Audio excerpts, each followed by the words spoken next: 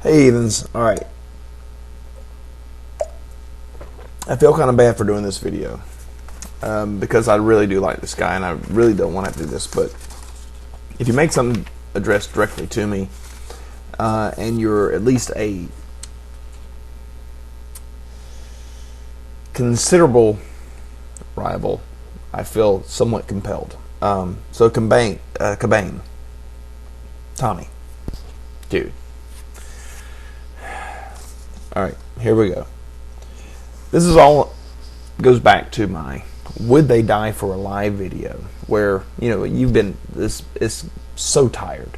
Oh, why would the disciples die for a lie? Well, and I presented this in an earlier video. Kabane addresses a few of these different things, and here we go. All right, so he says that there's two main arguments to this, and one is that the apostles died for their beliefs, therefore Christianity is true, which he admits is invalid, and it's not. That does not validate anything. So he's right there. The other one he says, although he ignores every other possible explanation, is that the apostles died for the beliefs, therefore they believed what they were saying, and he says that is valid. And okay, yeah, maybe they did believe what they were saying. I agree in the prior video that maybe they did believe what they had to say and they just didn't know what the hell they were saying. All right. So did they die? Well, obviously they died. Everybody dies. There's not a single person alive today that's not going to die. I say that with 100% confidence. No one is immortal. So we're all going to die. And they died. What he never really addresses, even when he presents his, well, here's proof that they died. Why did they die? What were their circumstances for dying? Was there a way that they could have avoided dying at the time that they died? No. There's nothing. So you don't know for sure in any kind of way. And I'll come back to this when we talk later on about the records. But you don't know clearly how it is or why it is that they actually died. All right, moving on. Luke and Paul, and he talks about Luke writing things down as a historian, whatever. And he says that the burden is on the skeptic to disprove it. How you figure? How you figure? I declare myself a historian, and I hereby declare that Bugs Bunny was the president of the United States for the past 8 years. Now you have to prove me wrong. Is that really how you want to work that? Don't I have to perform some sort of version of credibility first? Shouldn't there be some kind of credibility that comes from me before you have to worry about discrediting me? Anyway, that one kind of speaks for itself. I really don't have to go into that. All right, so for their beliefs, the apostles and Paul, did they die for their beliefs? Or did they die because of other reasons surrounding what they were saying and doing that were for the beliefs that they were preaching? And then we get into the idea of the Roman records. Paul goes to jail. Let's see. I think I'm skipping ahead of myself. Screw it. The apostles dying for their beliefs. Do we know that they died for their beliefs? Or did they die because of their beliefs? Or because of what they were preaching and they didn't get a choice around it? All right.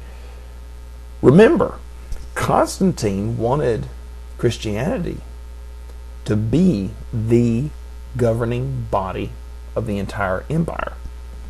Christianity was to become the entire empire-wide religion.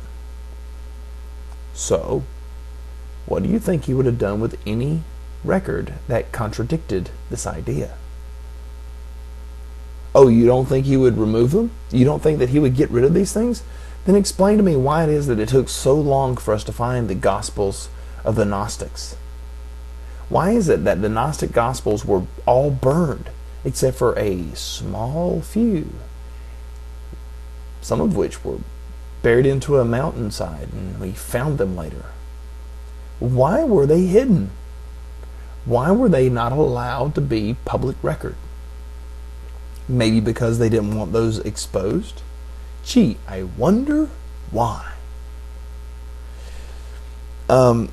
Let's not confuse this idea that Paul was in jail, and so therefore maybe they would have hidden some of these reasons as they wanted to profess him as a martyr of Christianity. Let's not confuse this issue. He was in jail, sure. Why was he in jail? Well, who knows? They would have modified the records because they had control of that. They wanted to make themselves look good. This is well known in this time period. Every government made sure that they made themselves look good anytime they possibly could. The only exception being, I think, the Egyptians. The Egyptians were very keen on being very clear in their documentation, but of course they never once document a massive exodus of slaves or any plagues and parting of Red Seas and all that. But that's a whole other issue. You went to the issue of were they fooled into believing, and you said it was outside the scope of this video. I didn't understand why, but since you failed to address it, I won't either. Then you go to the confessions. What if they were asked and they confessed? And you talked about how the guy asked them 3 times, and if 3 times they admitted that they were Christian, well then they would be put to death.